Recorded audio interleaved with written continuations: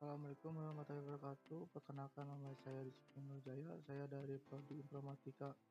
Nah, di sini saya akan mempresentasikan tentang analisis data menggunakan algoritma a priori. Nah, saya jelaskan dikit ya apa itu algoritma a priori.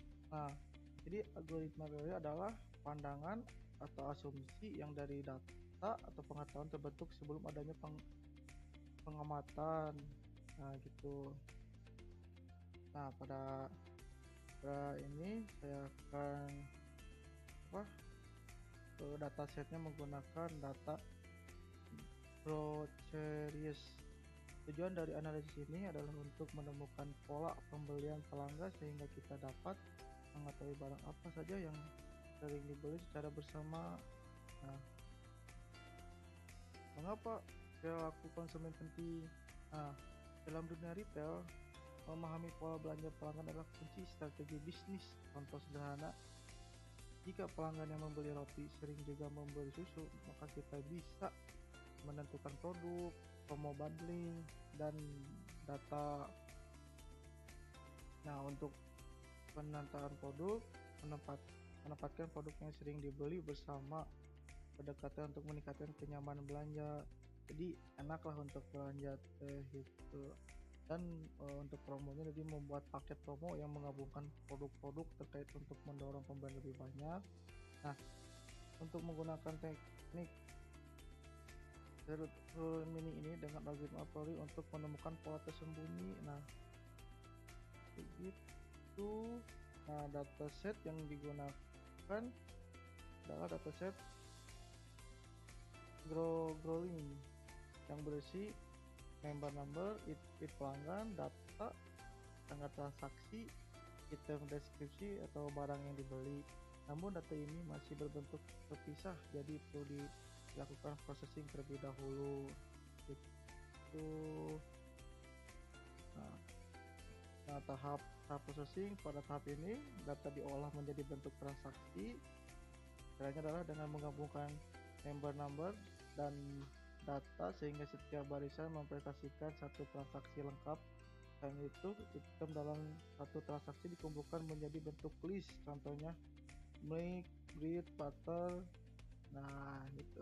Kemudian data diubah menjadi format one hot and coding agar bisa diproses oleh algoritma Aproli. Itu ya. Nanti soalnya ada praktek lah ya, sedikit lah. Selanjutnya digunakan algoritma Aproli untuk mencari request item set, yaitu kombinasi item yang sering muncul bersama. Pada penelitian ini diambil nilai minimum support sebesar 0,1, artinya hanya item yang muncul minimal 1% yang akan dipertimbangkan. Itu semua itu. Nah, setelah mendapatkan frekuensi itu, langkah berikutnya adalah membentuk setelah lulus ini berbentuk jika membeli A maka kemudian membeli B. Jadi support seberapa sering kombinasi itu muncul di seluruh transaksi, mengukur frekuensi kemunculan, terus confidence tingkat kepercayaan rule jika pelanggan membeli A berapa persen kemungkinan juga membeli B. Lift kekuatan hubungan antara item semakin tinggi, nilai lift semakin kuat hubungan antara produk tersebut. Semakin tinggi nilai lift maka hubungan antara item semakin kuat. Nah, hasil analisis dari pengolahan data menggunakan algoritma uploading diperoleh sejumlah recursion item dan result yang valid dan bermakna secara bisnis. Jadi misalnya pelanggan beli roti pasti akan beli susu, pelanggan yang membeli roti memiliki kemungkinan besar juga membeli susu, dan pola klasik yang konsisten. Pola belanja teridentifikasi sejumlah kombinasi produk lain juga menunjukkan hubungan yang kuat dan dapat dimanfaatkan. Peluang strategi lebih terjamin. Hasil ini membuktikan peluang untuk bundling produk, penataan rak, dan promosi yang lebih terarah. Nah, visualisasi seperti ini ya. itu dibuat juga visualisasi 10 item yang paling sering dibeli oleh pelanggan. Dari grafik tersebut kita bisa melihat produk yang paling populer di antara pelanggan. Contoh paling banyak adalah beli susu, roti, telur, mentega, sosis, keju, kopi. Yang paling sedikit adalah sereal gitu. Nah, sekarang kita lihat ke itunya apa, codingannya ini adalah. Nah, inilah contoh codingannya. Nah, pada bagian awal saya mengimpor beberapa library yang dibutuhkan, yaitu pasti pandas, ada aja itu pandas, num,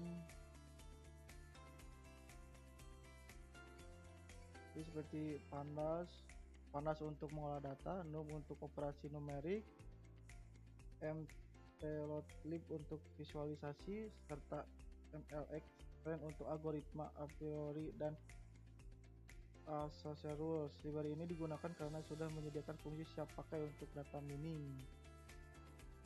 Nah, untuk load dataset selanjutnya data dibaca menggunakan pandas dengan fungsi read.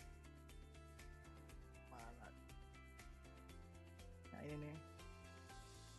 Nah, read dengan fungsi read TV. Nah, data ini berisi data interaksi pelanggan seperti id, pelanggan, tanggal, dan item yang dibeli. Nah, untuk processing data, pada tahap processing data diolah menjadi bentuk transaksi. Awalnya data masih terpisah per item, jadi saya mengumpulkan data berdasarkan member number dan data, sehingga setiap baris menjadi salah satu transaksi lengkap. Dan itu item dapat satu transaksi dikumpulkan menjadi list, misalnya mic, butter, dan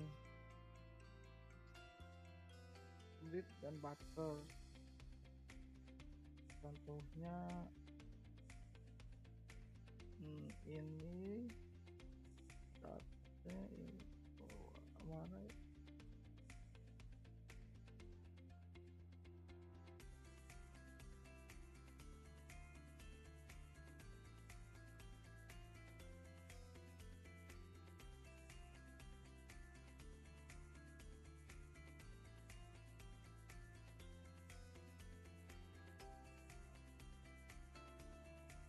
Oh, itu mah di atas.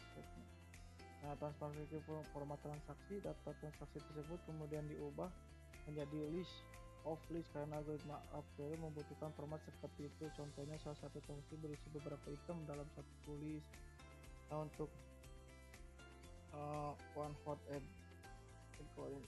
Nah, selanjutnya ini lakukan proses encoding menggunakan transjon encoding.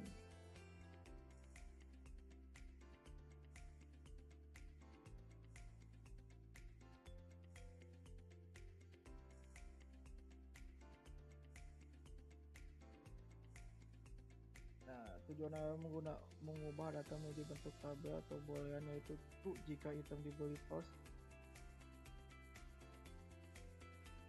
jika item dibeli, false jika tidak.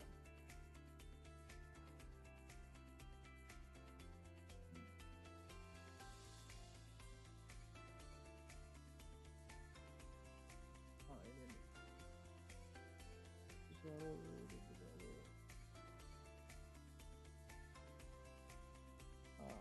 Dari data set melanjutkan, di sini saya menggunakan minimum support sebesar 0,1%, artinya hanya komisi itu yang muncul minimum 1% yang diambil.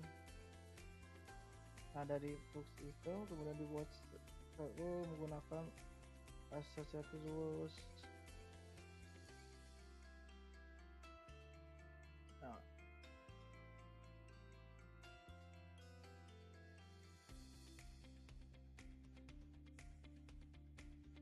Nah, associated rules ini.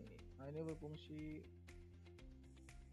untuk menggunakan parameter minimal 0,1 untuk memastikan hubungan antara rule yang dihasilkan berbentuk jika membeli A maka kemudian membeli B.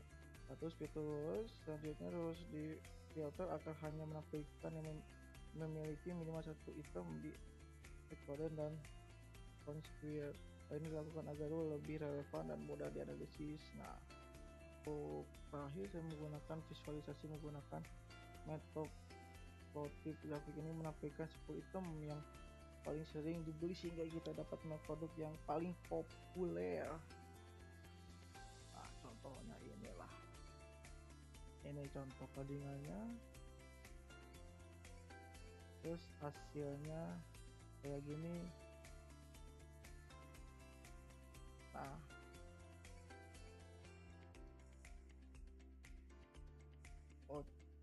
untuk itunya apa?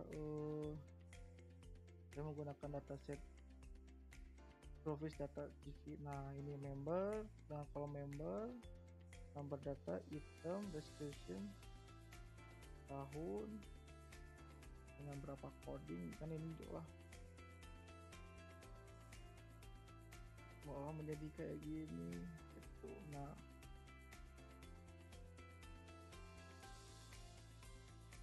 gitu.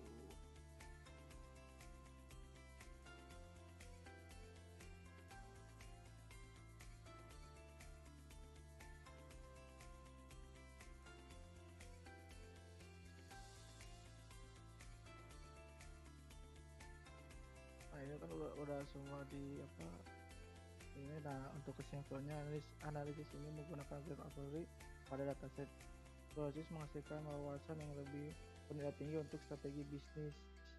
Nah, pola pembelian berhasil ditemukan, algoritma Apolli berhasil mengidentifikasi request item dan association rules yang valid dari data transaksinya.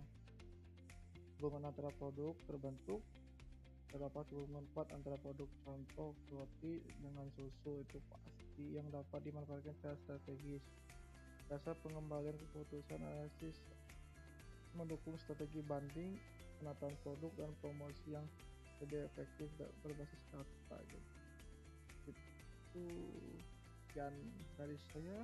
Wassalamualaikum warahmatullahi wabarakatuh.